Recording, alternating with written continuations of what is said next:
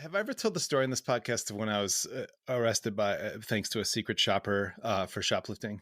No. I I've finally finally some shoplifting stories. And where did you shoplift from? It was a Radio grocery Shack? store. It was a grocery store in Minot, North Dakota. We could put it on the topic list for later. I finally told. Now both of my boys know, so I feel like I can tell it on a podcast. Maybe you told this story to me over tacos last time I was in Minneapolis. I think that's likely. I don't think I would have told it on the podcast. Yeah, but I'm ready. It doesn't have to be. Well, this could be a teaser for the next episode. It doesn't have to be in this one. It doesn't have to be this one. No, but I need to know about this.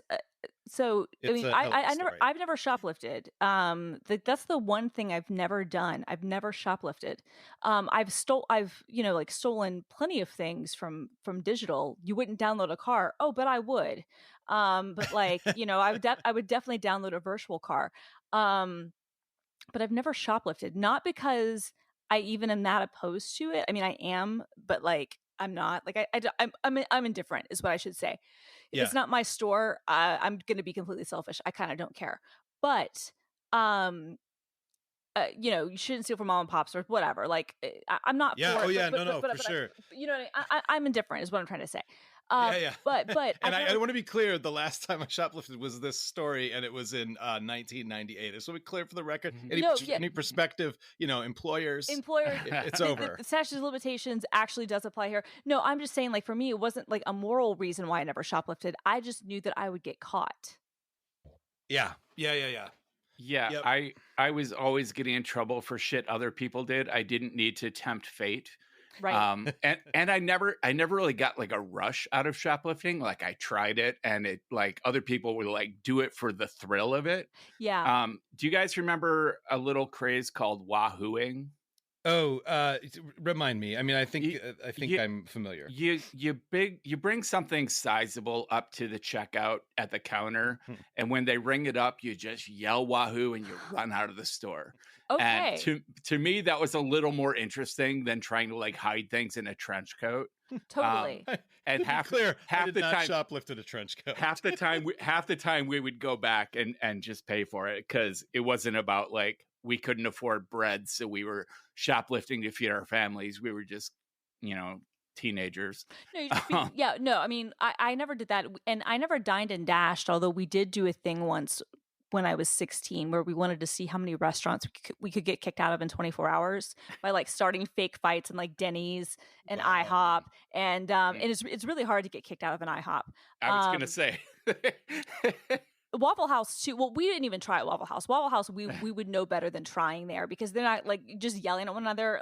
Also, they're what? There's a fight. The wait staff would just knife you. They would, and the thing is too is that you respect the Waffle House staff. I respected them a lot. Respect the Waffle House staff. You fucking should, for fucking real. And they're basically frontline workers. I mean, honestly, exactly. One of my favorite Waffle House waitresses. She was also a stripper at the strip club that was nearby, but she had a temper, really hot girl.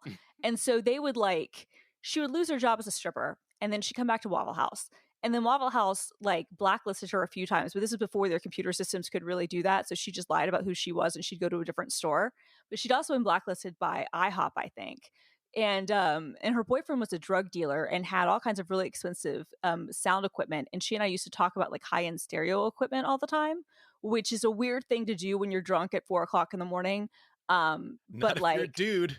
I mean, if you're two hot girls, though, it kind of is. But anyway, not to be highly gendered, but I'm just speaking from my lived experience.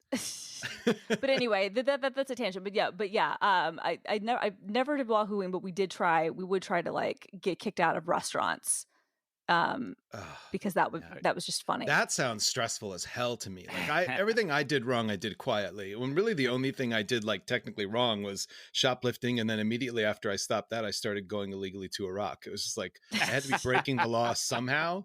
Well, I mean, which is impressive. You go from stealing something from a grocery store, which we got to talk about this on another episode. I need to dig into the psychology here, to then sneaking into another country. Wow. Just the levels there.